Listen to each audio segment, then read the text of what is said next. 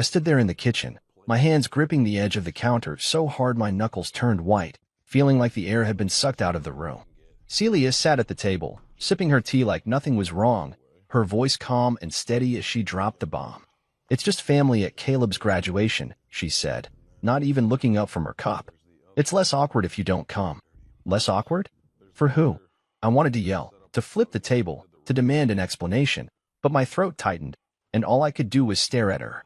Then Caleb walked in, his backpack slung over one shoulder, and nodded like it was no big deal. "Yeah, Dad, it's just a ceremony. Don't take it personal." Don't take it personal?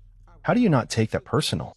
I'd been there for every scraped knee, every late-night homework session, every game where I screamed my lungs out from the bleachers. I paid for that damn degree he was about to wave around, and now I wasn't even worth a seat in the back? The words hit me like a freight train, but I didn't let them see it. I've always been good at swallowing the hurt, keeping the peace, being the steady one. Celia kept sipping her tea, her eyes on her phone now, probably texting her sister Myra about some nonsense. Caleb grabbed an apple and headed for the door, muttering something about meeting his girlfriend. And me? I just stood there, the counter cold under my palms, feeling like a ghost in my own house. I'd spent 20 years building this family, pouring everything I had into it, and now they were telling me I didn't belong at one of the biggest moments of my son's life. It wasn't just the graduation, it was the message behind it. I wasn't needed. I wasn't wanted. I didn't argue. I couldn't. My chest felt tight, like someone had wrapped a chain around it and yanked hard, but I kept my face blank. "Okay," I said, my voice low, steady, like I was agreeing to skip a movie night, not being cut out of my own son's milestone. Celia didn't even glance up. Caleb was already halfway out the door. And that was it. The decision was made, and I wasn't part of it. I let go of the counter, my hands shaking a little, and walked upstairs to our bedroom. The house was quiet, too quiet, and every step felt heavier than the last. I pulled my old duffel bag from the closet, the one I used to take on fishing trips with my brother Luis back when life was simpler. I started packing socks, shirts, a pair of shorts, moving on autopilot, not even sure where I was going yet. I sat on the edge of the bed, staring at the bag, and that's when it hit me. I didn't have to stay here. I didn't have to sit in this house, waiting for them to realize what they'd just done to me. I grabbed my laptop, opened a travel site, and scrolled through destinations. Santorini popped up. White buildings, blue roofs, endless sea. It looked like the opposite of this suffocating kitchen. I booked the ticket right then, one way, leaving tomorrow. My phone buzzed. Probably Ellie from work, asking about some report, but I ignored it. I didn't tell Celia. I didn't tell Caleb. I just zipped the bag shut and stood there, breathing hard, feeling a strange mix of anger and relief wash over me. The next morning, I was gone before they woke up. No note. No goodbye, just the sound of my truck pulling out of the driveway. I drove to the airport, my hands tied on the wheel, replaying their words in my head. Less awkward. Don't take it personal. By the time I boarded the plane, I wasn't just leaving the city, I was leaving them behind, at least for a while. I settled into my seat, the hum of the engines drowning out the noise in my mind, and stared out the window as the ground fell away. For the first time in years, I wasn't thinking about what they needed. I was thinking about me. Santorini was waiting, and I didn't owe anyone an explanation. Not anymore. As the plane climbed higher, I felt the weight start to lift, just a little. I didn't know what I'd find when I landed, but I knew one thing. I wasn't going to let them make me feel small again. I'd given them everything. Every paycheck, every late night, every quiet moment I let slide when they forgot to say thanks. And this was how they repaid me. I leaned back in my seat, closing my eyes, picturing the sea ahead. They could have their graduation, their family-only day. I'd find my own peace, my own place, even if it was halfway across the world. The plane leveled off, and I let out a long breath. This wasn't running away. This was choosing myself. And damn, it felt good, even if it hurt like hell at the same time. I stepped off the plane in Santorini, the warm air hitting me like a soft wave, carrying the faint smell of salt and sun-baked stone. My duffel bag hung heavy on my shoulder as I made my way through the tiny airport, dodging tourists with their loud voices and bright shirts. I didn't care about the noise. Not yet. All I wanted was to get to the villa I'd booked, drop my stuff, and figure out how to breathe again. The taxi ride was quiet, the driver humming some tune I didn't recognize. winding up narrow roads past white buildings stacked like sugar cubes against the cliffs. I stared out the window, watching the sea shimmer in the distance, and for the first time in days, my chest didn't feel like it was caving in. The villa was better than the pictures, small, simple, with a stone patio that hung over the edge of the hill.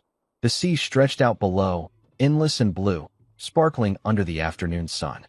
I dropped my bag inside, kicked off my shoes, and stepped out onto the patio barefoot. The tiles were warm under my feet, and I stood there for a minute, just listening. No voices telling me I wasn't needed. No casual shrugs cutting me out. Just the wind and the waves, steady and indifferent. I grabbed a beer from the little fridge the owner had stocked, popped it open, and sank into a wooden chair.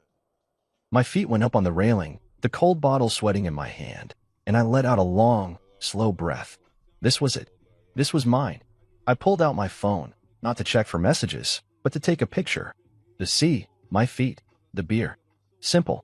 I posted it online with a caption, "Silence looks good on me." No explanation, no tags, just that. Within minutes, my brother Luis chimed in, his comment popping up, looking like a king, "Bro, where you at?" I smirked, imagining his grin back home, probably sprawled on his couch with a soda in hand. Then Ellie texted, not a comment, a private message. "Wait, weren't you supposed to be at Caleb's graduation?" I read it, my thumb hovering over the screen, but I didn't reply. What was I supposed to say? That my own family didn't want me there? That I'd rather be here alone than begging for a spot at their table? I set the phone down and took a swig of beer instead, the cold fish sharp on my tongue. Celia hadn't called. Caleb hadn't texted. Nothing. I wasn't surprised, but it still stung, like a paper cut you don't notice until it starts to burn. I'd always been the one to reach out first, to fix things, to smooth over the rough edges. Not this time. I leaned back in the chair, the sun warm on my face, and closed my eyes. The sound of the waves rolled in, steady and slow, washing away the echo of their voices. Less awkward. Don't take it personal. Out here, those words didn't reach me. Out here, I didn't have to be the guy who took it all in stride. I could just be. The rest of the day slipped by easy. I unpacked my bag, tossing clothes into a drawer, then wandered down to the little market nearby. The guy behind the counter nodded at me, friendly but not nosy, and I grabbed some bread, cheese, and a bottle of wine for later. Back at the villa, I sat on the patio again, tearing off chunks of bread and watching the sun dip lower, painting the sky orange and pink. My phone stayed quiet. No buzz, no guilt trips, no demands. I didn't check it. I didn't need to. For once, I wasn't waiting for them to decide I mattered. I mattered right here, right now, with the sea in front of me and the wind tugging at my shirt. Night came soft and slow, the stars popping out one by one. I poured a glass of wine, the red catching the glow of the little lantern I'd lit on the table. I thought about home for a minute, about Caleb in his cap and gown, Celia fussing over her hair, Myra probably taking a million pictures. I wondered if they'd even noticed I wasn't there, or if they'd just carried on like always, filling the space I used to take up. The thought twisted in my gut, but I pushed it down with another sip of wine. They didn't get to ruin this. Not this view, not this quiet, not this moment I'd carved out for myself. I stretched out in the chair, the wine warming me from the inside, and let my mind drift. Luis would get it. He'd always been the one to tell me I gave too much, took too little. Ellie would worry, but she'd understand once I told her. And Celia and Caleb? They could wait. They'd made their choice, and now I was making mine. The sea kept whispering below, and I listened, letting it pull me into the kind of peace I hadn't felt in years. This wasn't just a trip. This was me taking back something they'd taken for granted me. And damn if it didn't feel right, sitting there under the stars, with nothing but silence to keep me company.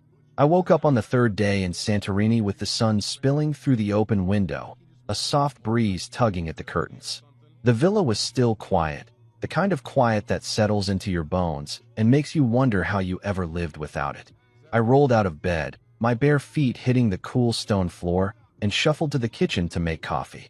The sea was glittering outside, same as yesterday, but today felt different, like I'd finally started to sink into this place, letting it wrap around me. I took my mug out to the patio and sat by the infinity pool, the water so still it looked like glass. My phone was on the table, face down, where I'd left it last night. I hadn't checked it since that beer and feet photo, and I wasn't planning to. Not yet. The coffee was strong, bitter, the way I liked it, and I sipped it slow, watching a fishing boat bob way out on the horizon. For a while, it was just me in the morning.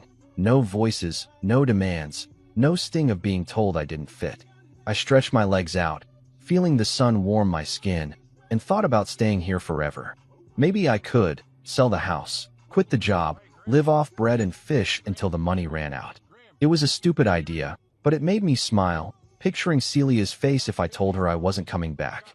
She'd probably just shrug and say it was my loss.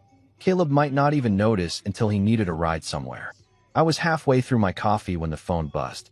Just once, a quick jolt against the wood. I ignored it. Probably Luis, checking in, or Ellie with another question. I didn't care. I set the mug down and leaned back, closing my eyes, letting the sun paint red behind my lids. Then it buzzed again, and again. I opened one eye, annoyed, and flipped it over. The screen lit up, missed calls, texts, a voicemail icon blinking. Celia's name. Caleb's too. Even Aunt Myra, Celia's sister, who never called unless someone was dying or she needed to meddle. My stomach twisted, not out of worry, but irritation. What now? What mess did they need me to clean up this time? I didn't touch it. I grabbed a beer from the fridge instead. Yeah, it was early, but I was on my own clock now, and walked back to the pool. The buzzing kept going, like a fly you can't swat away. 5 calls. 10. 20. I sat down, popped the cap, and took a long pull, the cold fizz cutting through the heat in my chest.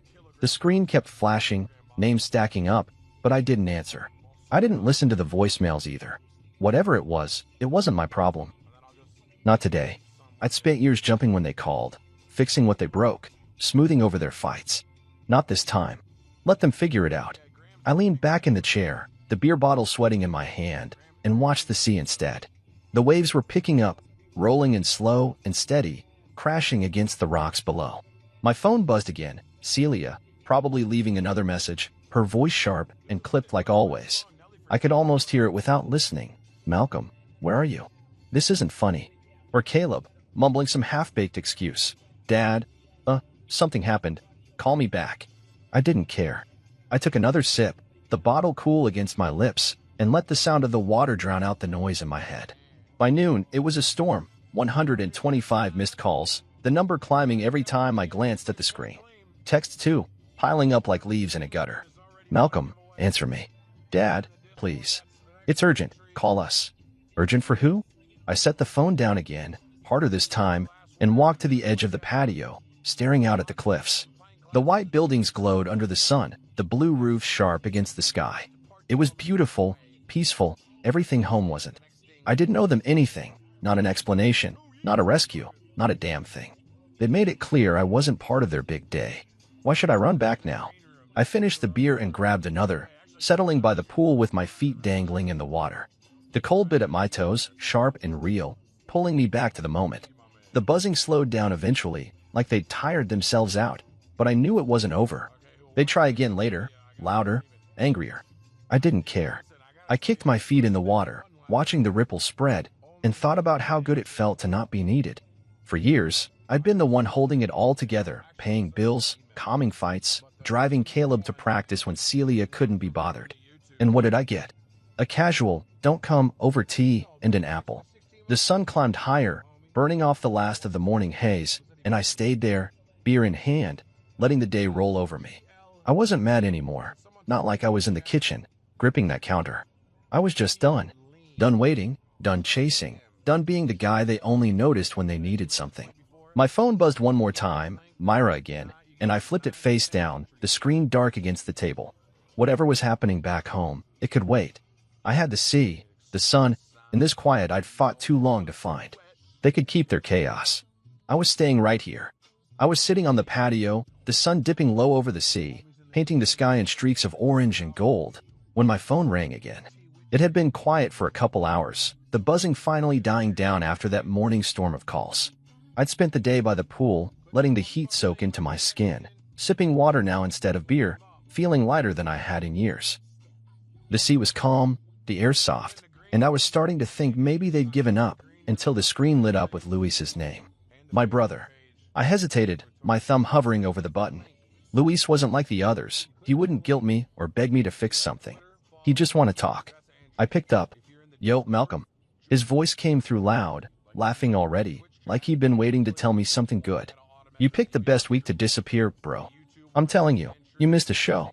I leaned back in my chair, a grin tugging at my mouth despite myself.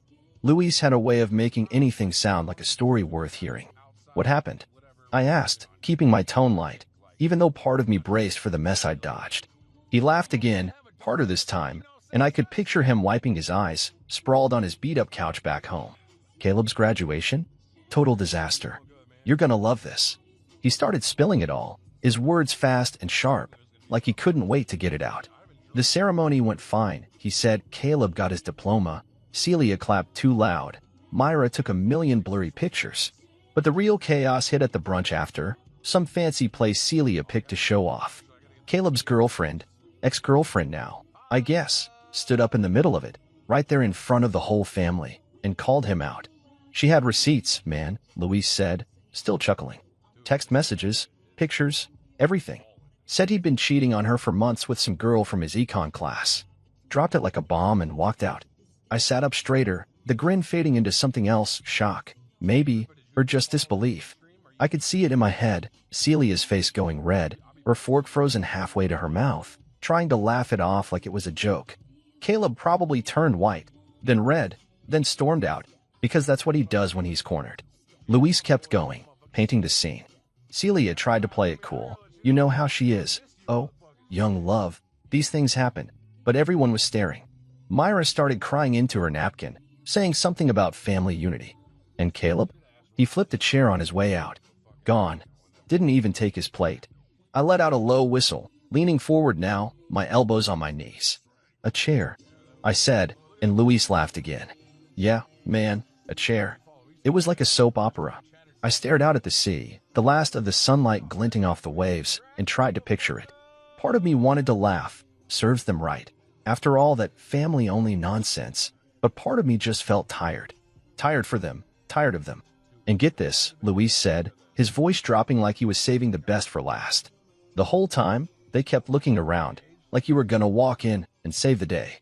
Celia even said it. If Malcolm was here, this wouldn't have happened. Can you believe that? I snorted, shaking my head. Yeah, I can believe it. That's her move. Blame me when I'm there. Blame me when I'm not. Luis went quiet for a second, then said, You okay, bro? I mean, really? I looked down at my hands, the phone warm against my ear, and thought about it. Was I okay? The sea was still there, the sky turning purple now, the villa quiet behind me. Yeah, I said finally. I'm good. Better than good. He didn't push, just hummed like he got it. Well, you missed a hell of a show. Wish I'd been smart like you and booked a plane ticket too. I smiled, a real one this time, and it felt good, like a crack in the wall I'd been holding up for too long. We talked a little more about his job, his dog, nothing heavy. Then he said he'd call later, let me enjoy my paradise. I hung up and set the phone down, staring at it for a minute. They looked for me. After telling me not to come, after cutting me out, they'd still expected me to be there, to fix it all. I stood up, walked to the edge of the patio, and leaned on the railing, the sea breeze cool against my face. The stars were starting to peek out, tiny dots against the dark, and I let Luis's words sink in. A disaster. A flipped chair. Tears and blame. And me? I wasn't there to carry it. I went inside, grabbed a glass of water, and came back out, settling into the chair again. The night was warm, the air thick with salt, and I felt something shift inside me. Not anger, not anymore, just a kind of quiet I hadn't known I could have. They'd made their mess, and I wasn't part of it. I didn't have to be. I sipped the water, the glass cold in my hand, and watched the stars brighten. For once, I wasn't the one picking up the pieces. I wasn't the one they could lean on and then push away. I was here, and they were there, and that was fine. More than fine, it was freedom. I woke up late on day 4, the sun already high, sneaking through the shutters and warming the stone floor of the villa. My head felt heavy, not from drinking, just from the weight of yesterday's call with Luis still sitting on me. I rolled out of bed, stretched until my back popped, and shuffled to the kitchen to make coffee. The sea was out there, same as always, shimmering like it didn't care about the mess back home. I didn't either, not really. I took my mug to the patio and sat down, letting the heat of the cup seep into my hands, trying to shake off the picture Luis had painted, chairs flipping, tears falling. and them looking for me like I was some kind of superhero who'd swoop in and fix it all. My phone was still on the table, quiet now, no buzzing to break the peace. I'd left it there after talking to Luis, not bothering to check the missed calls or texts that had piled up. I didn't want to hear Celia's voice, sharp and accusing, or Caleb's mumbled excuses. I sipped my coffee, the bitterness waking me up, and stared out at the water. The villa was mine for a few more days, and I planned to soak up every second of this. Sun, silence, no one needing me to play the good guy. I was halfway through the mug when the phone lit up, a soft ping breaking the quiet. An email.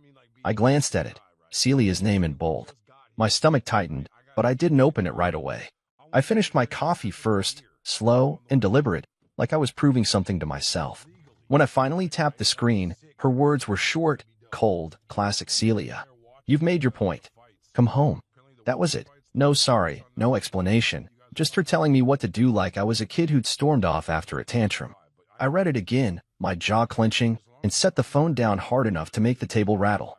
Made my point? This wasn't a game, wasn't some petty move to get back at them. I'd left because they'd pushed me out, because I was tired of being the one who took the hit and kept smiling. I stood up, pacing the patio, the tiles warm under my feet, feeling that old anger bubble up, the kind I'd swallowed for years. Then another ping. A text this time from Caleb. Dad, I'm sorry. I screwed up. Please call me.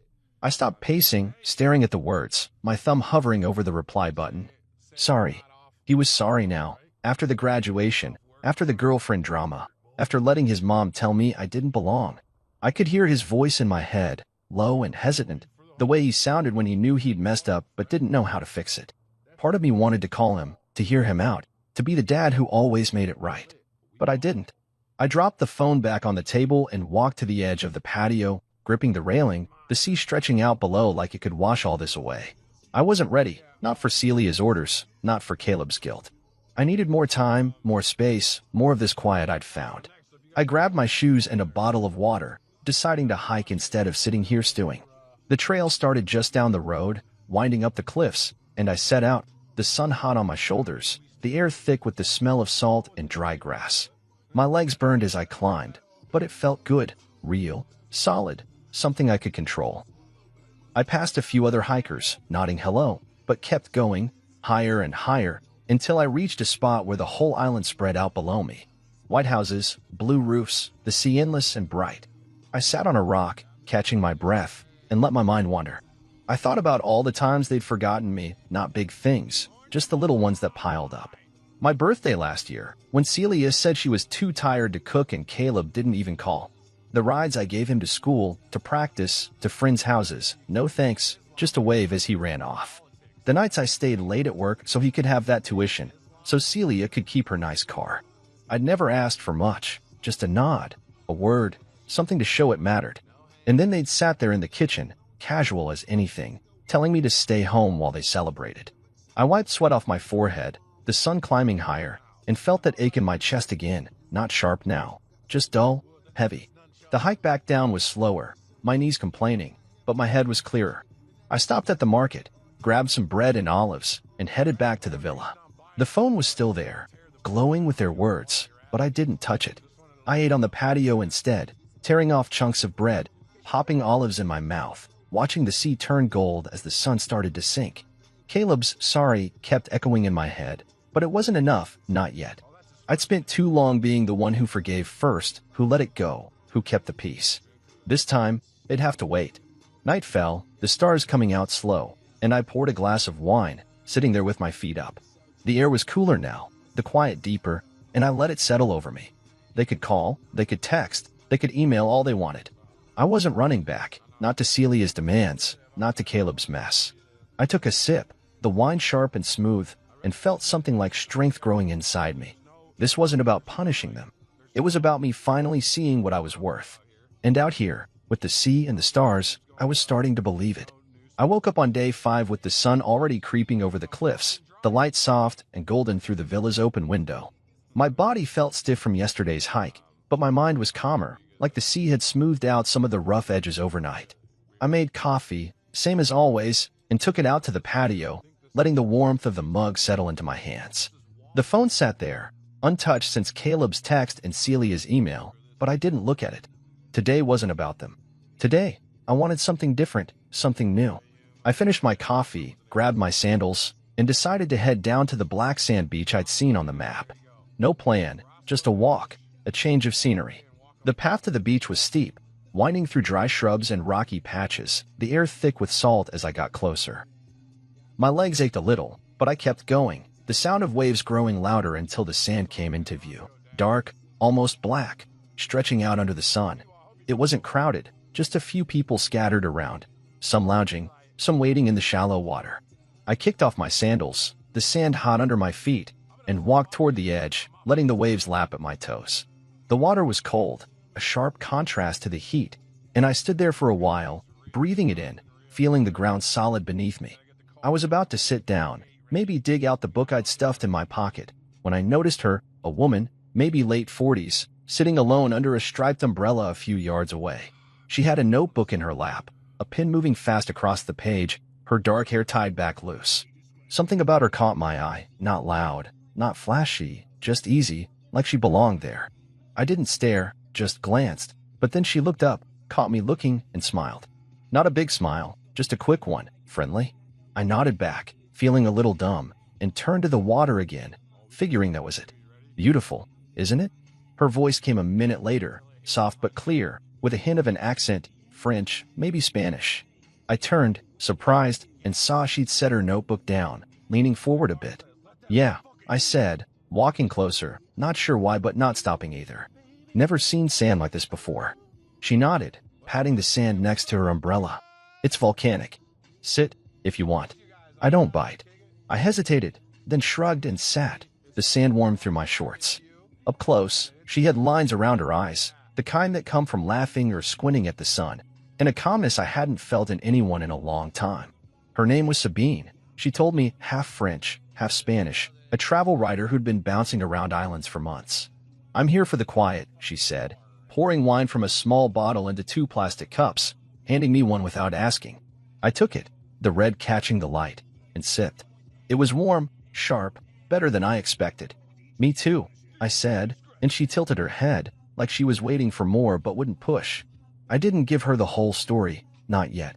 Just said I was taking a break from home, from family. She nodded, like she got it, and told me about her own kids, grown now, scattered across Europe. They don't need me much anymore, she said, smiling a little sad. So I need myself instead. We talked for hours, the sun climbing higher, then dipping low. She told me about hiking in Mallorca, getting lost in Crete, the time she slept on a beach in Portugal because she missed her ferry. I laughed, really laughed, the kind that shakes you loose, and told her about fishing with Luis, the time we capsized the boat and had to swim back swearing the whole way. I didn't mention Celia or Caleb, and she didn't ask about the calls I kept ignoring, the phone silent in my pocket. It was easy with her, no pressure, no weight, like she saw me without needing me to explain. We ate olives from a little jar she'd brought, passing them back and forth, the salt sharp on my tongue. The beach emptied out as the afternoon faded, just us and a few stragglers left. She asked if I'd ever traveled alone before, and I said no, not like this. It's freedom, she said, leaning back on her elbows, the sunset turning her face gold. But it's heavy too, at first. I nodded, feeling that heaviness still in me, but lighter now, like I was shedding it piece by piece. Yeah, I said. I'm getting used to it. The sun sank below the water, the sky going purple, and we sat there, quiet now, just watching. My phone buzzed once, probably them again, but I didn't check. Sabine didn't notice, or didn't care, and I liked that. She didn't need me to be anything but here, sitting with her, sharing wine and stories. For once, I wasn't the husband who'd failed, the dad who'd been pushed out. I was just Malcolm, a guy on a beach, and she saw me, really saw me, without me having to beg for it. When it got dark, she packed up her notebook, said she'd be around tomorrow if I wanted to talk more. I said I might, and she smiled that quick smile again, then walked off toward the path. I stayed a little longer, the waves loud in the dark, feeling something warm settle in my chest. Not love, not anything big, just a moment where I wasn't invisible. And damn, it felt good. I woke up on day 6 with the sun already high, the villa quiet except for the faint hum of cicadas outside. My head was still buzzing from yesterday, Sabine, the beach, that easy way she'd made me feel seen without even trying. I rolled out of bed, my feet hitting the cool floor, and made coffee, letting the smell pull me awake. The sea was out there, shimmering like always, but today I didn't rush to the patio. I stayed inside, leaning against the counter, sipping slow, thinking about how different it felt to talk to someone who didn't need anything from me. No guilt, no fixes, just words and wine and the sound of waves. My phone was on the table where I'd left it, the screen dark but heavy with everything I hadn't faced yet. I'd ignored it all yesterday, texts, calls, that email from Celia, but I knew it was there, waiting. I finished my coffee, set the mug in the sink, and finally picked it up. The missed calls had slowed, but the voicemails kept stacking up.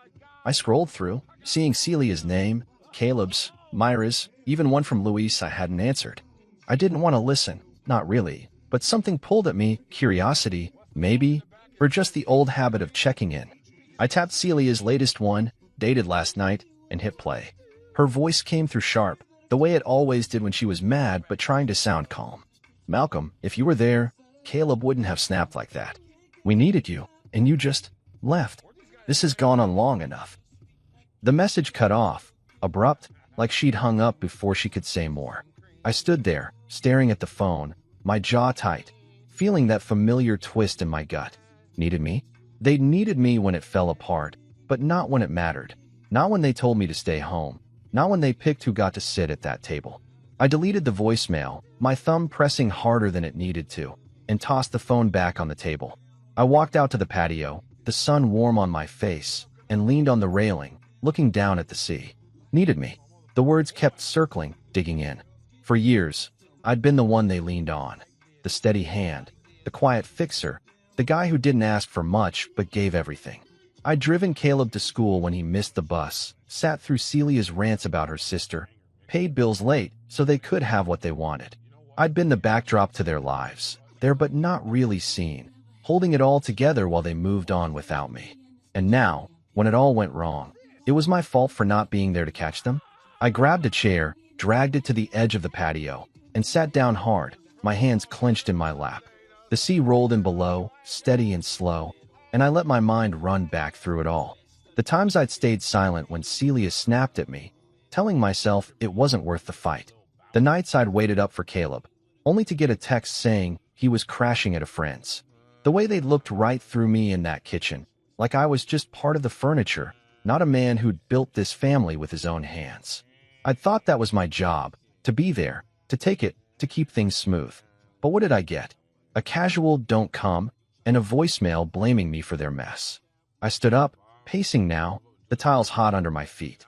The anger was there, but it wasn't loud. Not like it had been when I'd packed my bag and left. It was quieter, deeper, mixed with something else. Clarity, maybe. It wasn't my absence that broke them. It was their neglect of me when I was there.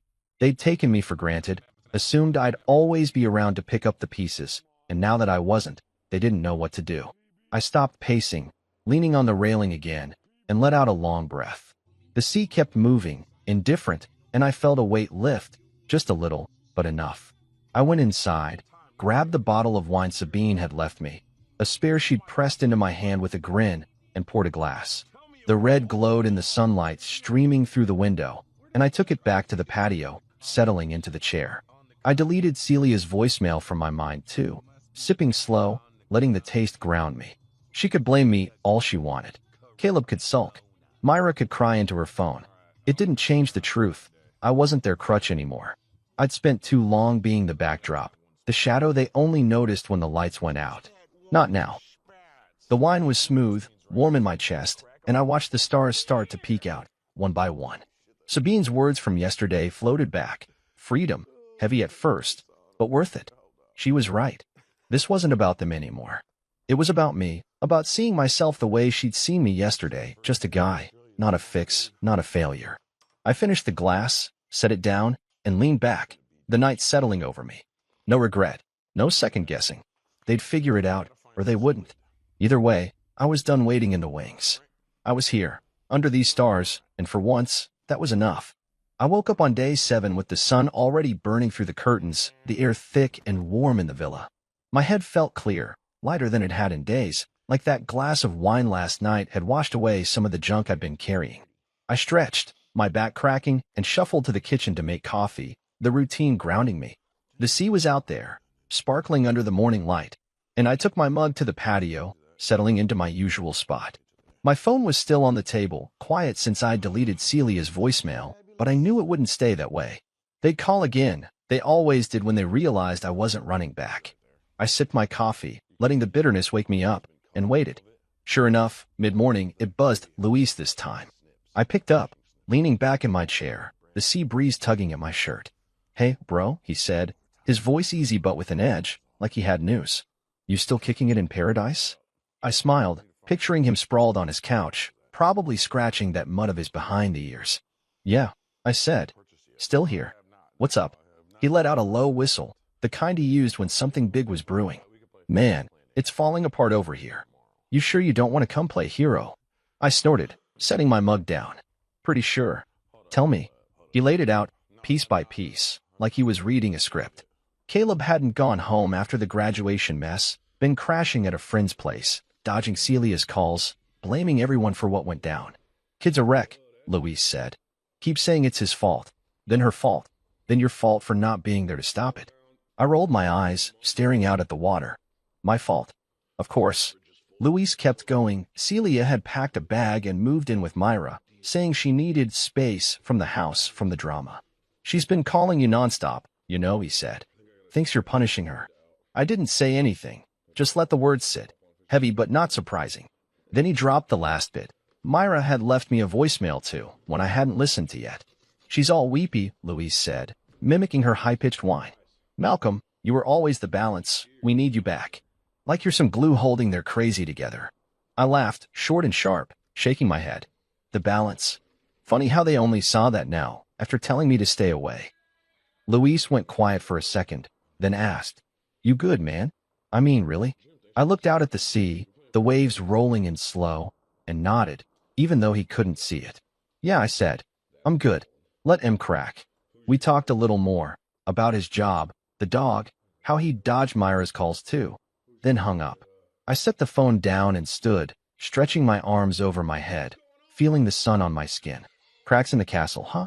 Caleb sulking, Celia running, Myra crying. It was their mess, not mine. I wasn't their glue, their balance, their fix. I'd been that for too long, patching up their fights, swallowing their slights, keeping it all steady while they took it for granted. Not anymore. I grabbed my sandals and decided to head out, find some food, clear my head, let the island pull me back to the present. I walked down to a little taverna near the cliffs, the smell of grilled fish and garlic hitting me as I stepped inside. The guy behind the counter nodded, friendly but not pushy, and I ordered fish and a glass of red wine, settling at a table outside. The food came fast, crisp, hot, the fish flaky under my fork, and I ate slow, savoring it, the wine sharp on my tongue. The sea was right there, glittering below, and I felt that quiet settle in again, the kind I'd been chasing since I got here. My phone buzzed once. Myra, probably, but I ignored it, taking another bite instead. When I finished, I paid and walked back to the villa, the sun dipping lower now, casting long shadows on the path. I stopped at the market, grabbed some bread and cheese for later, and posted a picture when I got back. Me smiling, the sea behind me. Caption: "Turns out overreacting feels like peace." I didn't check for likes, didn't wait for comments. I didn't need their approval, didn't need them to see me.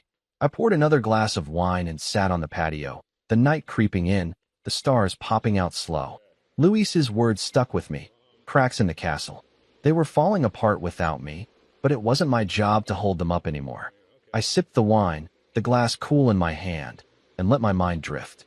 Caleb could blame me all he wanted. Didn't change the fact that he'd made his choices. Celia could run to Myra, play the victim, but she'd push me out first. And Myra? She could cry all she liked. I wasn't her brother, wasn't. I leaned back, the chair creaking under me, and watched the sea turn dark. The cracks were theirs, not mine. I'd built something here, something solid, even if it was just a week of quiet. And damn if it didn't feel better than anything I'd left behind. I woke up on my last morning in Santorini with the sun just peeking over the cliffs, the sky still soft with that early gray-blue light. The villa was quiet, my bag half-packed on the floor, the air cool through the open window. I lay there for a minute, staring at the ceiling, feeling the weight of leaving this place settle in. It wasn't heavy, not like the weight I'd carried when I got here, just a tug, a little ache for the peace I'd found. I rolled out of bed, my feet hitting the stone floor, and made coffee, the familiar routine steadying me. Today was it. My flight was in the afternoon, and I'd be back home by night. But I wasn't the same guy who'd left. Not anymore. I took my mug outside, the patio still shadowed, and sat by the pool, watching the sunrise creep up slow, turning the sea gold. My phone was on the table, the screen cluttered with notifications I'd ignored, missed calls, texts, voicemails piling up like driftwood. I'd scrolled past them yesterday, not ready to face the noise. But now, with the island waking up around me, I felt steady enough to look. I sipped my coffee, the warmth spreading through me, and tapped the screen. Dozens of calls, Celia, Caleb, Myra, even a couple from Ellie at work.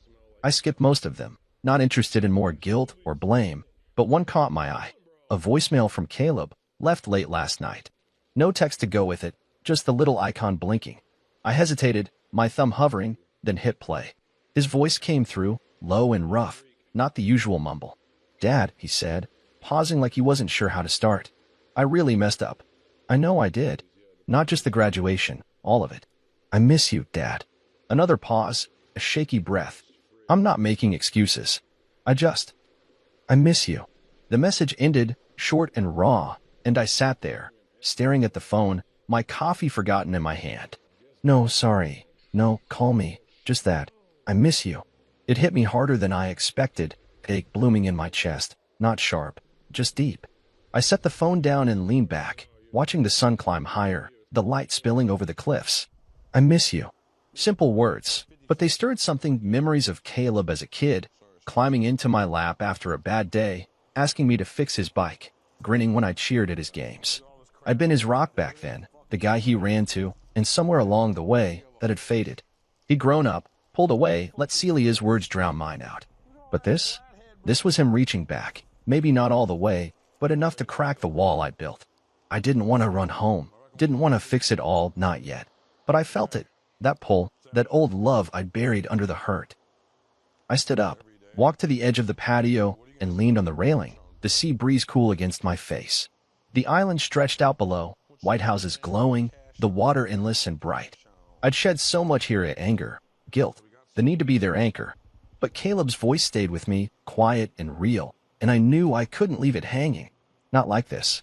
I went back to the table, picked up the phone, and opened the voice recorder.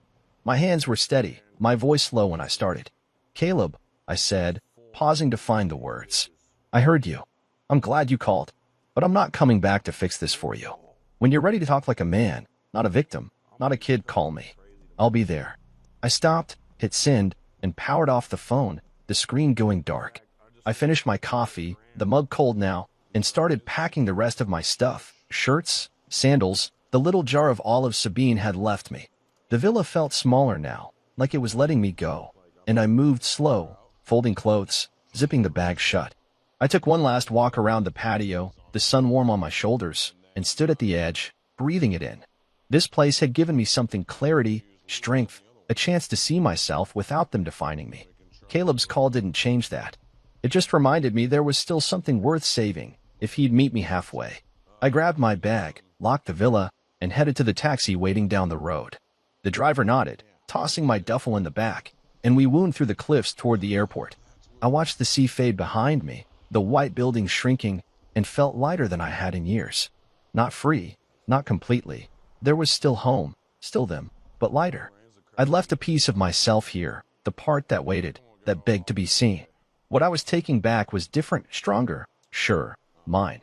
The airport was small, busy with tourists, and I checked in, settled into a chair by the gate, my bag at my feet. My phone stayed off, tucked away. Caleb might call again, might not. Celia might show up at the house, might not. But I wasn't waiting anymore. I'd said what I needed to, given him the door to walk through if he was ready. The plane boarded, and I took my seat, the hum of the engine steady as we climbed. Santorini fell away below, a speck of white and blue, and I closed my eyes, letting it go. Whatever came next, I'd face it on my terms.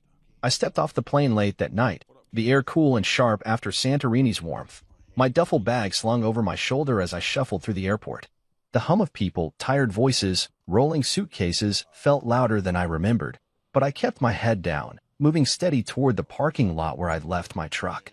It was still there, dusty but waiting, and I tossed my bag in the back, sliding into the driver's seat.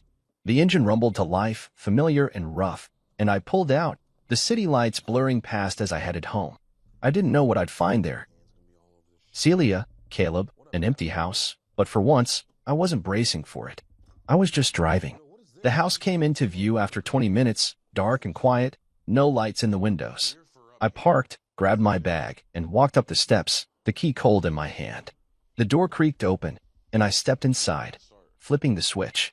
The living room glowed soft under the bulb. Same couch, same TV, but it felt different, emptier. Celia's stuff was gone, her throw pillows, that ugly vase she loved, the shoes always piled by the door. No note, no mess, just silence.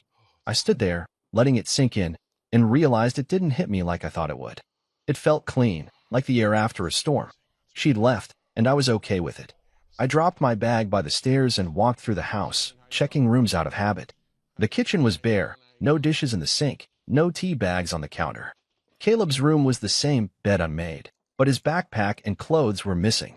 He hadn't been here either, still crashing somewhere else, I guessed. I didn't feel the urge to call him, to check. He'd heard my message, and the ball was in his court now. I went back downstairs, grabbed a beer from the fridge, one I'd left behind, and cracked it open, the fizz loud in the quiet. The house was mine again, for better or worse, and I wasn't sure what to do with it yet.